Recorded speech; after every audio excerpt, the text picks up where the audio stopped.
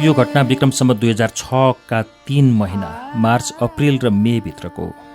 एक दिन हिक्मतजीले मसँग पार्टी सदस्यताका निम्ति दरखास्त देखाएर लैजानुभयो। क्लास 3 महिनासम्म चल्यो। 3 महिनासम्म क्लास लिइसकेपछि केही दिन कलकत्ता बस्यौँ। कमरेड पुष्पलालको सल्लाह थियो कङ्ग्रेसमा नै बसेर काम गरौँ, तर कम्युनिस्ट भएर मलाई दोहोरो चालचलन ठिक लागेन र म पूर्ण रूपले कम्युनिस्ट भएर नै काम गर्न थालेँ। यसरी मैले विधिवत रूपमा कम्युनिस्ट पार्टीको सदस्यता लिई कम्युनिस्ट पार्टीमा प्रवेश गरेँ अनि आफ्ना कार्यक्रमहरू अघि बढाउन थालेँ। यो घटना सन् 1949 का जुन, जुलाई, अगस्त र सेप्टेम्बर गरी 4 महिनाभित्र भएको हो। कलकत्ताको क्लास सिद्धिसकेपछि म अझ बढी मानसिक स्पष्टताका साथ जनताका माझमा गएर फेरि किसान मजदुर सङ्घको सङ्गठन गर्नका निम्ति नेपालको तराईतिर गएँ।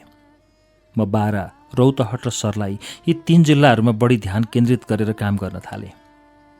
यसपालि मैले रौतहटको नजिकै भारत सिमानाभित्रको बैजनाथपुरमा शिवनन्दनका ज्यासलमा आफ्नो डेरा बसाएँ। उनी भारतका एकजना गरिब लोहार थिए। उहाँले कुनै किराया लिनुहुन्नथ्यो। भारतीय जनता विशेष गरी गाउँले किसानहरूको विशेष सहानुभूति नेपालको प्रजातान्त्रिक आन्दोलनप्रति भएको हुँदा उहाँहरूले आफ्नो घरमा अथवा कहीँ केही राखेको किराया लिनुहुन्नथ्यो। बरु बराबर उहाँहरूले आफ्नो घरमा लगी भात पनि खुवाउनुहुन्थ्यो। शिवनन्दनजीको ज्यासलमा बस्दा भाटी फुक्दा सारा धुलो उडेर म र मेरो किताब अनि ओछ्यान सबै ढाक्थ्यो। केही समयपछि शिवनन्दनजीले आफ्नो ज्यासलका 2 खण्डलाई केही परिवर्तन गर्नुभयो, जसमा उहाँले आफ्नो दुब्लो र पातलो गाईको गोठ बनाइरहनु भएको थियो। सो खण्डलाई मेरा निम्ति उपयुक्त बनाउनु भयो। उहाँले गाईलाई अन्त सारेर बाँसको एउटा मचान 2 हात जति अग्लो बनाएर मलाई त्यहाँ डेरा दिनुभयो। गोठ सफा गर्दा र मचान बनाउँदा गाउँलेहरूले पनि सहयोग गर्नुभएको थियो। यी सब कुराहरू उहाँले आफ्नो राजी खुसीले गरिदिनु भयो। बीचमा बाँसको टाटी लगाइदिँदा धुलोको समस्या भएन। करिब 10 बजेतिर बिहान काम सिद्ध्याएर मिस्त्रीजी खाना खान जानुहुन्थ्यो। त्यसबेला भाटी खाली रहन्थ्यो र म त्यसैमा आफ्नो भात पकाएर खाने गर्थेँ। एक दिन मिस्त्रीजीले एउटा सानो बाल्टीको पिँच झिकेर उल्टाएर भाटीमा मिलाएर राख्न हुने गरी घोप्टो पारी भाँडा अडाउन सजिलो बनाइदिनु भयो। सबै गाउँले जनताले आफ्नो सहानुभूति दिएकै थिए। म त्यसबेला गाउँको सबभन्दा सस्तो रातो चामल किनेर ल्याउँथेँ। दाल बनाउने कुरो थिएन। गाउँलेहरूको आफ्नो बारीमा फलेको तोरिया, झिगुनी, लौका जे छ उही दिने गर्थे। तिउन तरकारी यसैको बन्थ्यो। घिउ, तेल, मसला राख्ने कुरो थिएन। अलिकति नुन हाल्यो, झोल जति तिउन भयो, चोक्टा जति तरकारी। खाना पकाउनका लागि भाँडाकुँडाहरू गाउँलेहरूले नै दिइराखेका थिए। थालीको सट्टा केराको पातले काम चल्थ्यो। तर मेरो स्वास्थ्य भने राम्रो थियो। बिहान दिउँसो चिया नास्ताको चलन थिएन। सुरुमा दिनको 2 छाक खाने गर्थेँ, तर पछि पैसा कम भएपछि 1 छाक चनाको सातु खान थालेँ। पाटनमा फैलिएको हैजाको महामारीपछि 500 रुपियाँ दिने साउले मलाई अरू 2000 रुपियाँ दिएको थियो। यस चन्दामध्ये 1000ले नेपाली र अङ्ग्रेजी टाइपराइटर र गेस्नर साइक्लो किनेर राखेको थिएँ। आफ्नो प्रकाशन कार्य यसैबाट गर्थेँ। बचेको पैसाबाट खर्च चलिरहेको थियो। तर झन्झन पैसा कम हुँदै आउँदा पैसा बचाउने प्रयासमा मैले सत्तु खाने इन्तजाम गरेको हुँ। मैले विचार गरेँ दिनभरि काम गर्नु छ, त्यसैले 1 छाक बिहान भात खाने। बेलुका सुत्नका लागि तागतको आवश्यकता पर्दैन। त्यसैले सातु किनेर ल्यायो, पानीमा मुछेर खायो।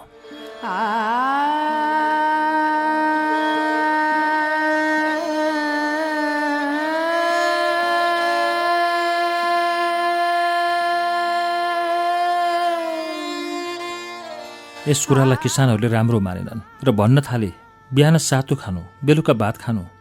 तर उहाँहरूको कुरा नमानी बिहान भात, बेलुका सातु नै खाने गरे। 2-4 दिन बित्यो, मलेरिया ज्वरो आयो। 5 दिनसम्म ज्वरोले बेहोस। भोला ठाकुरको औषधिले मलाई पछि ज्वरोले छोड्यो। उहाँ गाउँको वैद्य हुनुहुन्थ्यो। त्यसपछि मेरो स्वास्थ्य राम्रै भयो। किसानहरू छक्क परेर भन्न थाले भगवानले बचाएको, भगवानले बचाएको।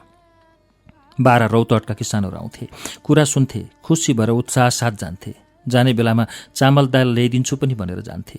तर 4 महिनासम्म यसरी आएकाहरूलाई सम्झाएर पठाउँदा एकपटक आएको मानिस फेरि दोस्रो पल्ट फर्केर आउँदैनथे। 4 महिनापछि मनमा लाग्यो यो काम नहुने हो कि। एक दिन मोतीपुरको भोला ठाकुर आउनुभयो। उहाँ गाउँले वैद्य हुनुहुन्थ्यो। यसै निम्ति उहाँ एक हदसम्म समझदार मानिस हुनुहुन्थ्यो। मैले उहाँलाई सबै कुरो सम्झाएँ। कुरो सिद्धिएपछि उहाँले भन्नुभयो, तपाईँलाई त मोहन शमशेरको मान्छे भन्छन्। तपाईँले यहाँ आएका जति टाइपराइटरलाई देखाउँदै भन्नुभयो, यसबाट फोटो खिचेर पठाउनुहुन्छ भन्छन् नि। मैले एकपटक आएको मान्छे फेरि नआएको रहस्य बल्ल बुझेँ। कम्युनिस्ट पार्टीको नाममा मेरो अफिस बैजनाथपुरमा थियो भने त्यही नजिकै छिमेकी गाउँ सुन्दरपुरमा काङ्ग्रेसको अफिस थियो। यी सबै कुराहरू त्यस अफिसमा बस्ने काङ्ग्रेसी कार्यकर्ताहरूले प्रचार गर्दा रहेछन्। त्यसबेला बारा र रौतहटभित्र काङ्ग्रेसीहरूकै बोलवाला थियो। अनि मैले भोला ठाकुरलाई त्यो टाइपराइटर र साइक्लोबारे सबै कुरो बताएर भने यी मेसिनहरू फोटो खिच्ने मेसिन होइनन्। गाउँलेहरूको अज्ञानता पनि हद थियो। कहिले टाइपराइटर र साइक्लो नदेखेको, फोटो खिच्ने मेसिन कस्तो हुन्छ भन्ने नदेखेको, त्यही टाइपराइटर बोकाएर घोडा साहान स्टेसनबाट बैजनाथपुर आउँदा एकछिन विश्राम गर्न बाँसको झाडीमुनि बसेका थियौँ। बाटो 3 कोस जतिको थियो। मैले टाइपराइटर बोकेर ल्याउने मान्छेसँग सोधेँ, कति वर्षका भयो? उनी जुङ्गा आइसकेका लक्का जवान थिए। उनले भने, भयो होला हजुर 9 वर्ष। हाँसो उठ्यो। एकछिन रमाइलै भयो। आफ्नो उमेरसम्म यी गाउँलेहरूलाई थाहा थिएन।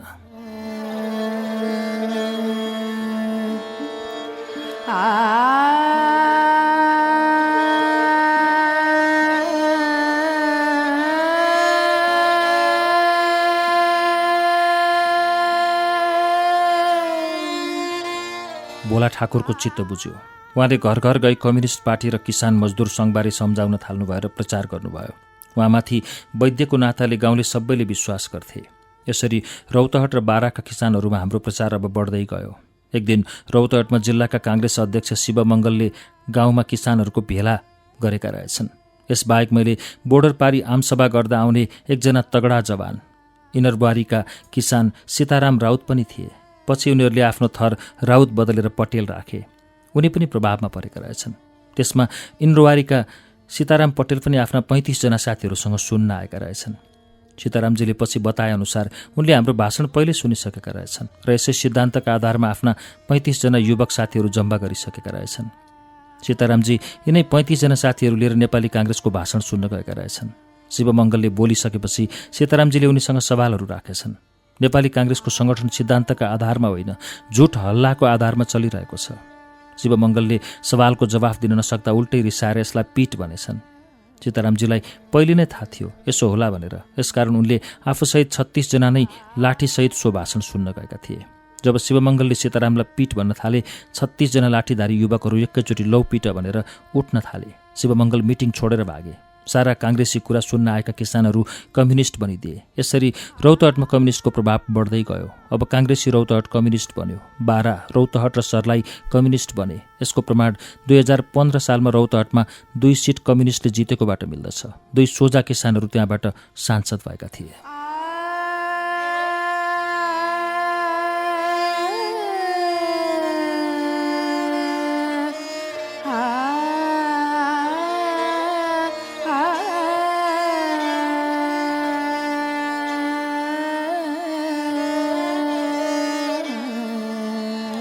गाउँ गाउँमा मिटिङ हुन थाल्यो। यसमा दिनरात खटिएर काम गर्ने रत्नमान मास्के, विश्वरङ निरजी, नारायण मानन्दर निक्ले। सबभन्दा सक्रिय निरजी विश्वरङ निक्ले। रत्नमान पनि निडर भएर काम गर्थे। कुनै 1 पैसा पार्टी अथवा मैले दिन सक्ने होइन। जहाँ गयो उहीँका किसानहरूले खुवाउने गर्थे। रत्नमान मास्केजी त जान पहिचानका किसानहरूसँग भनेर पनि खाने गर्थे। निरजीको त्यस्तो भनेर खाने चलन पनि थिएन। उनी पहिले आतंकवादी दलमा थिए। पछि मसँग पार्टी तथा अखिल नेपाल मजदुर किसान सङ्घमा काम गर्न आएका थिए। उनी जाँदा जाँदा बाटोमा जहाँ भए पनि सक्खरखण्ड खेतबाट उखालेर आफ्नो झोलामा राख्थे र जहाँ भोक लाग्यो परालहरू बटुलेर पोलेर खान्थे। दिनको 30 किलोमिटर हिँड्नु परे पनि हिँड्थे। प्रचार र सङ्गठन गर्थे। श्री नारायण मानन्दरजी पनि निरजीकै आतंकवादी दलका टिम सदस्य थिए। निरजी आतंकवादलाई छोडिदिएर आम जनसङ्गठनमा लागे। नारायणजी पनि लागे। तर छिट्टै सारा क्रान्ति सिद्ध्याउनु पर्ने उनले यो प्रवृत्ति बोकेरै आए। उनले भन्ठाने पहिले एउटा गाउँ मुक्त गरौँला, त्यही हेरेर अरू जिल्लाहरू पनि उठ्नेछन् र यसरी सम्पूर्ण नेपाल तुरुन्तै मुक्त भइहाल्नेछ। आतंकवादीहरू यसरी सजिलैसँग देशमुक्त होला भन्ठान्दा रहेछन् र यही अधैर्यमा उनीहरू जनमानसबाट अलग भई जे पाए उही गर्न थाल्छन् र जनतालाई उल्टो दशकौँ दशक सङ्कटमा पर्ने र नटुङ्गिने काम गर्छन्।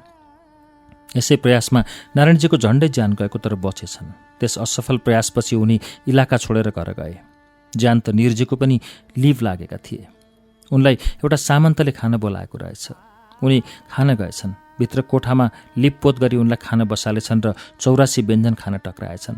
उनले यसो चारैतिर हेरेको भाला गण्डासा लिएर घेर्न लागेको देखेछन् र चिच्याएर बाहिर निक्लेछन्। त्यसैले मार्न सकेनन्। उनले अब होसियारी अँगाल्न थाले। क्षेत्र छोडेर गएनन्। पछि उनका पिताजीको देहान्त भएपछि सारा परिवारको बोझ उनले बोक्नु पर्यो र उनले पार्टी कार्य छोडी नोकरी गरेर घर सम्हाल्न पुगे। माथि नै भनिसके कसरी होनहार कार्यकर्ताहरू आर्थिक सङ्कटमा फसेर पार्टी छोड्दै जाने गर्छन्। यस्तो त मैले हजारौँ इमान्दार कार्यकर्ताहरूले पार्टी छोड्नु परेको देखेको छु।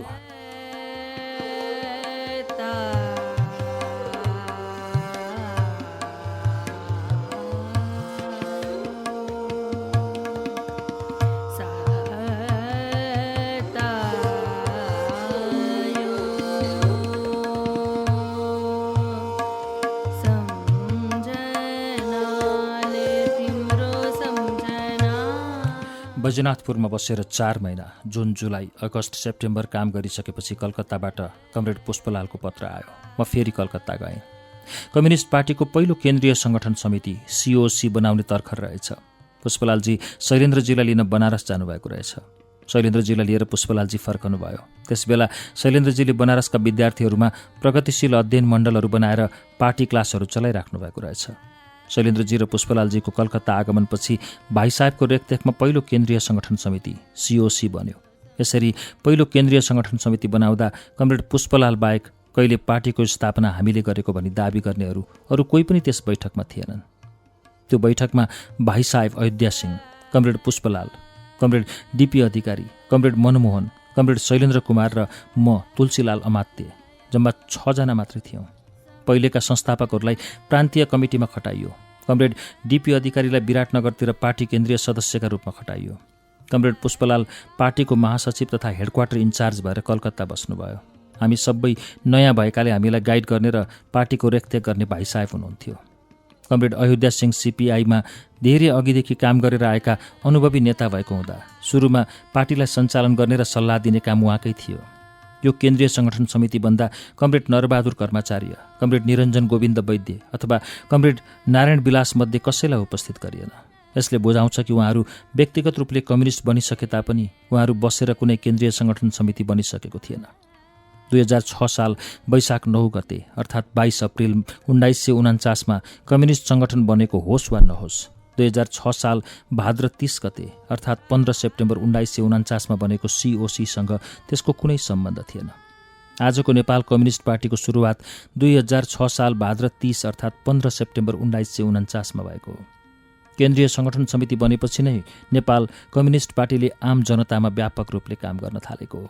बाँकी पार्टी संस्थापकहरूमध्ये निरञ्जन गोविन्द वैद्य, नरबहादुर र नारायण विलासलाई प्रान्तीय कमिटीहरूमा समावेश गरिएको थियो। 3 जनामध्ये 1 जनालाई सुरुदेखि निष्क्रिय नै भन्नुपर्छ। मोतीदेवी के गर्नुहुन्थ्यो मलाई थाहा थिएन। नरबहादुर कर्मचारीले पाटनमा र नारायण विलासले भक्तपुर र काठमाडौँमा काम गर्नुहुन्थ्यो।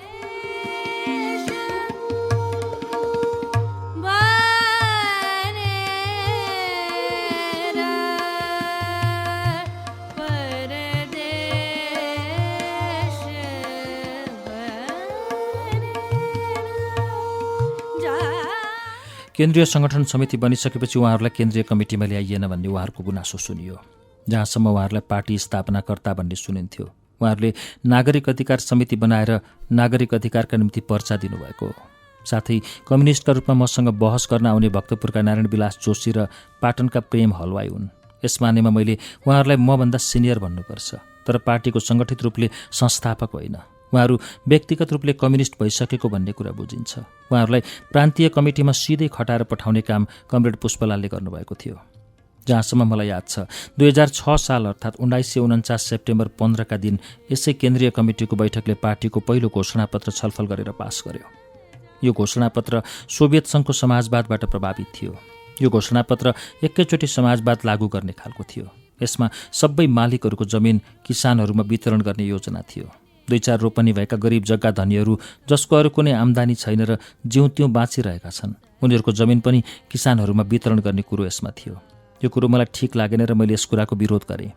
मेरो भनाइ हो सबैको खेत यसरी हचुवा रूपले खोसी वितरण गर्नुहुन्न र एउटा हद छोडेर मध्यम वर्गभन्दा माथिल्लो तहको मात्र वितरण गर्नुपर्छ। अनि मैले जवाफ पाएँ सबैले एउटा एउटा काम पाइहाल्नेछन्, कोही भोकै मर्दैनन्। मेरो मुख थुनियो। जवाफ मसँग थिएन। आखिर उही घोषणापत्र पास भयो। यसरी यो एकैपल्ट समाजवादमा जाने कार्यक्रमलाई नेकपाले अपनायो। आज व्यावहारिक रूपले यो बुँदा गैर वैज्ञानिक साबित भएर यो भूमि सुधार फेल भएको छ। जनवादी चीनमा भूमि सुधार हुँदा चिनिया कम्युनिस्ट पार्टीले बहुत सोची सम्झी यो कदम चालू गरेको थियो। चीनले वर्गीय विश्लेषण गरेर ठुल्ठुला जग्गा धनीहरूको जग्गा मात्र बिना मुआब्जा कब्जा गरी खेतहीन र गरिब किसानहरूमा वितरण गरेको थियो। सामन्तहरूको जग्गा पनि उनीहरू पालिन पुग्ने जति छोडी बाँकी जमिन कब्जा गरी सर्वहारा र गरिब किसानहरूमा वितरण गरेको थियो।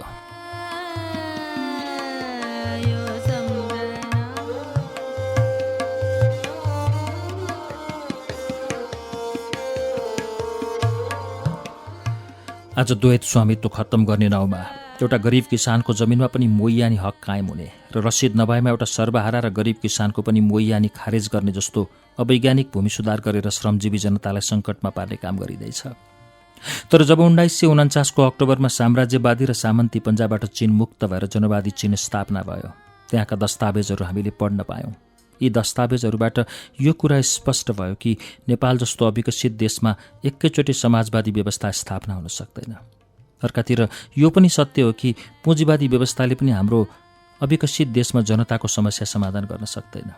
साम्राज्यवादीहरू र विश्व एकाधिकार पुँजीपति वर्ग चाहँदैनन् कि हाम्रो जस्तो देशले पुँजीवादी तरिकाले विकास गरेर उनीहरूसँग होड गरोस् र उनीहरूको कब्जाबाट कच्चा मालको स्रोत, सस्तो श्रम र बजार खुस्कियोस्। बेलायतमा पुँजीवादी विकास हुँदा उनीहरूलाई बाधा दिने कोही थिएन र यस्तो स्थितिमा उनीहरूले पुँजीवादको विकास गर्ने मौका पाए। तर आज पुँजीवादले साम्राज्यवादको रूप लिइसकेको हुनाले उनीहरूले हाम्रो जस्तो देशमा उनीहरूसँग प्रतिस्पर्धा गरेर कदापि पुँजीवादी विकास हुन सक्दैन। जनवादी चीनका दस्तावेजहरूले हाम्रो आँखा खोलिदियो र हामीले समाजवादी कार्यक्रमलाई त्यागेर नयाँ जनवादी कार्यक्रम अपनायौँ। यो न त पुँजीवादी व्यवस्था हो न त समाजवादी व्यवस्था। यो पुँजीवादीभन्दा भिन्दै समाजवादमा जाने बाटो हो। यहाँ मूल रूपले अर्थव्यवस्थाको आधारमा रूपमा ठुल्ठुला उद्योगहरू, भातृ उद्योगहरू, आधार उद्योगहरू राजकीय क्षेत्रमा चलाइन्छ र नोकरसाही पुँजी र दलाल पुँजीको राष्ट्रियकरण गरिन्छ र अरू कारखानाहरू निजी क्षेत्रमा चल्न दिइन्छ।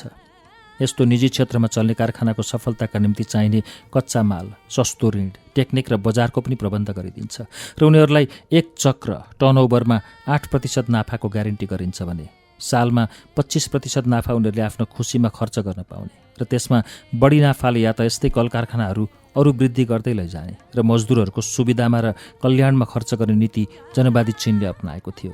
यही नीति नेपाल कम्युनिस्ट पार्टीले अपनाउने काम भयो।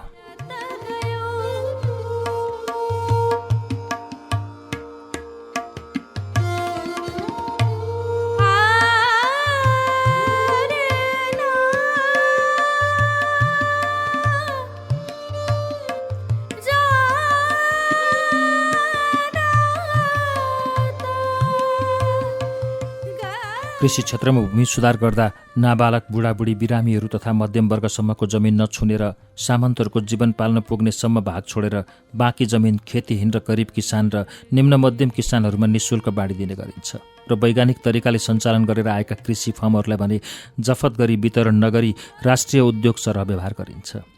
नयाँ जनवादले साम्राज्यवाद तथा विदेशी पुँजीको विरोध, नोकरसाही तथा दलाल पुँजीको विरोध र सामन्ती व्यवस्थाको उन्मूलन गर्ने कार्य सम्पन्न गर्दछ। नेपाल कम्युनिस्ट पार्टीको केन्द्रीय संगठन समितिले यस संगठनका सदस्यहरूलाई आफ्नो इलाकामा खटाएर पठायो। कमरेड नरबहादुर, कमरेड निरञ्जन गोविन्द वैद्य तथा कमरेड नारायण विलासलाई केन्द्रीय समितिका सदस्यहरू अन्तर्गत अञ्चल अथवा प्रान्तीय समितिमा बसेर काम गर्न खटाएर पठाउने काम भयो। कमरेड निरञ्जन गोविन्द वैद्यलाई मसँग नै बारा, रौतहट, सर्लाही जिल्लाहरू हेर्न खटाएर पठाउने काम भयो। नयाँ जनवादको राजनीति अपनाएपछि नेपाल कम्युनिस्ट पार्टीले नेपालमा मजदुर वर्गको एक छत्र सरकारको सट्टा सर्वहारा वर्गको नेतृत्वमा मजदुर किसान एकताका आधारमा देशका तमाम क्रान्तिकारी वर्गहरू अर्थात् राष्ट्रिय पुँजीपति वर्गसँग र अरू गैर कम्युनिस्ट र देशभक्त तथा प्रजातान्त्रिक पार्टीहरूसँग संयुक्त मोर्चा बनाएर संयुक्त रूपले सरकार चलाउने नीति अपनाइयो।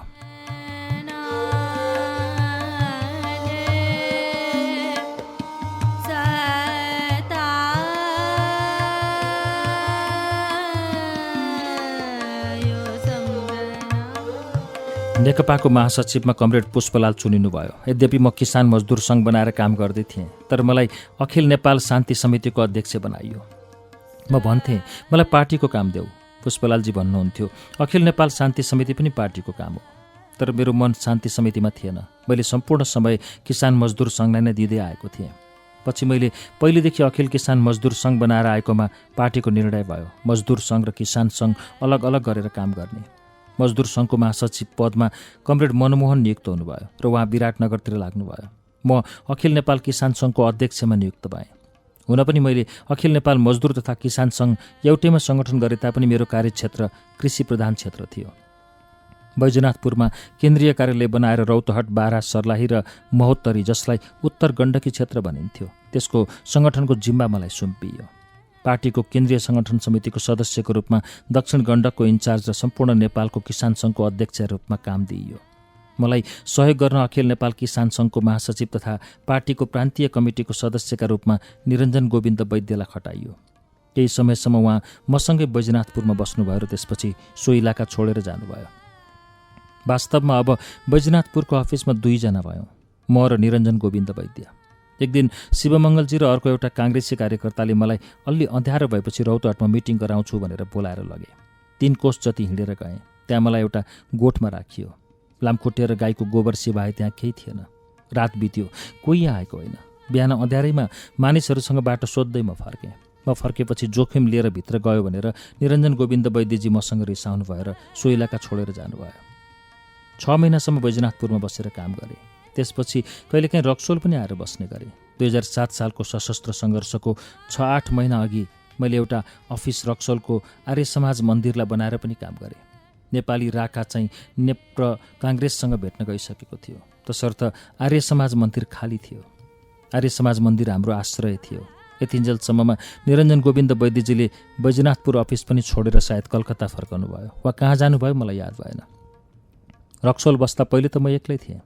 नेपाली काङ्ग्रेसहरू कलकत्ता सम्मेलन गरी मिलिसकेको हुँदा सुवर्ण शमशेरको नेपाली प्रजातान्त्रिक काङ्ग्रेसको अफिसलाई दुईटै पार्टीहरू मिलेर बनेको नेपाली काङ्ग्रेसको अफिस बनाएर उता सरिसकेका थिए। यसपछि उहाँहरूको जीवनशैलीमा केही परिवर्तन देखा परेको थियो। अब उहाँहरूलाई के खाउँ, कहाँबाट ल्याउँ भन्नु परेको थिएन। यो मेलभन्दा पहिले काङ्ग्रेसी साथीहरू, खास गरी नेपाली राष्ट्रिय काङ्ग्रेस विश्वेश्वर समूहलाई धेरै आर्थिक सङ्कट थियो। दिनदिनभरि भोकै, रातमा 2-4 मुठी चना भुजा खाएर सुत्नु पर्थ्यो। कहिलेकाहीँ पैसा भएको बेला भात पनि पाक्थ्यो। यहाँको विशेष जिम्मेदारी गणेशमानजीको थियो। अब काङ्ग्रेसी साथीहरूलाई यो समस्या भएन। आर्य समाजको मन्दिरमा म एक्लै बस्थेँ। मेरो आर्थिक सङ्कटले आफ्नो बोली बोलिसकेको थियो। म कहिले सिसीमा चना भिजाएर खान्थेँ त कहिले भात पकाउँथेँ। एक दिन दाल तरकारी थिएन, सक्खर हालेर भात पकाएँ। पानी सुकिसक्यो, भात पाकेको होइन। पानी थप्दै गएँ, पानी सुक्दै गएर कराहिनी भन्ने लाग्यो, तर भात पाकेको होइन। अनि कायल भएर त्यही भात नै खाएँ। एक दिन दिउँसो एक्लै थिएँ, गोमन सर्प आयो। म खाटमाथि बसेर हेरिरहेँ। त्यसले हमला गर्ने काम गरेन, जहाँ जानु थियो गयो। यतिका दिन रक्सोल बस्दा भुइँमै सुत्थेँ, तर हामीलाई कहिल्यै सर्पको आभास भएको थिएन।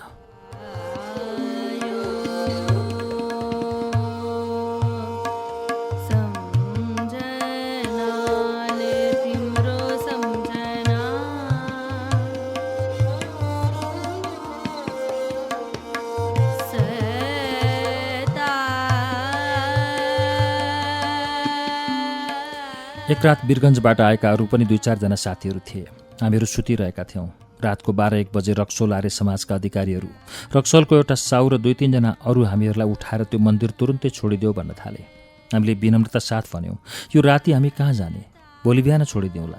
चिरञ्जीवीलाल माडवाडी, जो पहिलेदेखि नेपालको राजनीतिमा संलग्न थिए, उनले भनिहालेर भोलि बिहानै छोड्ने गरेर हामीलाई त्यो रात त्यहीँ बस्न दिए।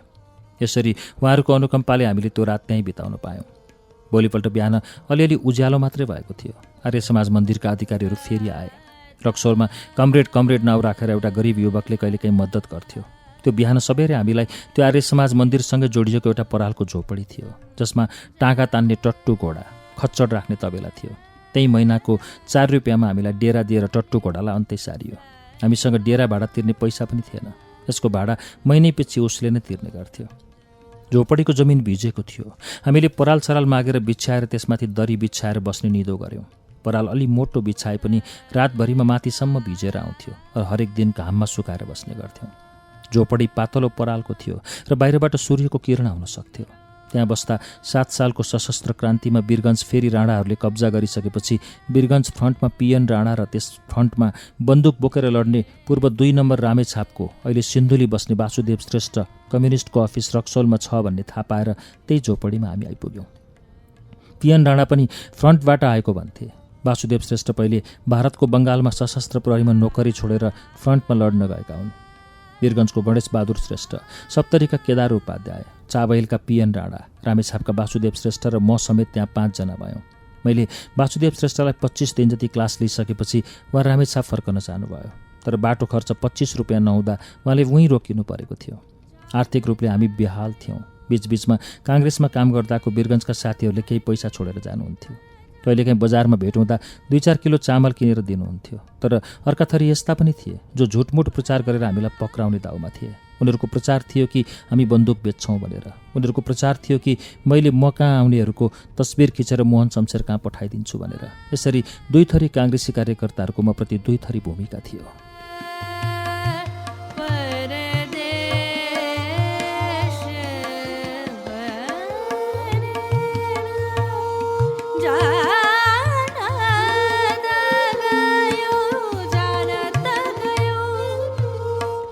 एकचोटि एकजना किसानले एक दिन फूलगोबी लिएर आयो।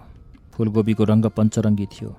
फूलगोबी एउटै ढिक्का नभएर चारैतिर छरिएर बसेको थियो। मैले सोधेँ, यो के गर्न ल्याएको? उसले भन्यो, बिग्रेकाले नदीमा फाल्न ल्याएको। मैले त्यो फूलगोबी त्यहीँ रोकेर लिएँ। त्यसैलाई पकाएर हामीले कति छाक टार्यौँ। म बैजनाथपुर बस्दा मासु खान्न थिएँ। रक्सौलको त्यो झोपडीमा बस्दा कहिलेकाहीँ कसैले ल्याइदिएको मासु खान थालेँ। मेरो स्वास्थ्य बन्ने सट्टा झन्झन बिग्रेर दुब्लाएर जान थाल्यो। मेरो तौल पहिले 117 पाउन्ड थियो। त्यो झोपडीमा मेरो तौल गिर्दै 80 पाउन्ड पुग्यो। मेरा जेठाबाले मलाई एउटा मात्र मन्त्र दिनुभएको थियो, जसको मन्त्र जप गर्यो भने आपत पर्दैन। त्यो झोपडीमा जुन आपत झेलेँ मैले, योभन्दा बढी आपत के झेल्नु? मैले त्यो मन्त्र जप नै छोडिदिएँ।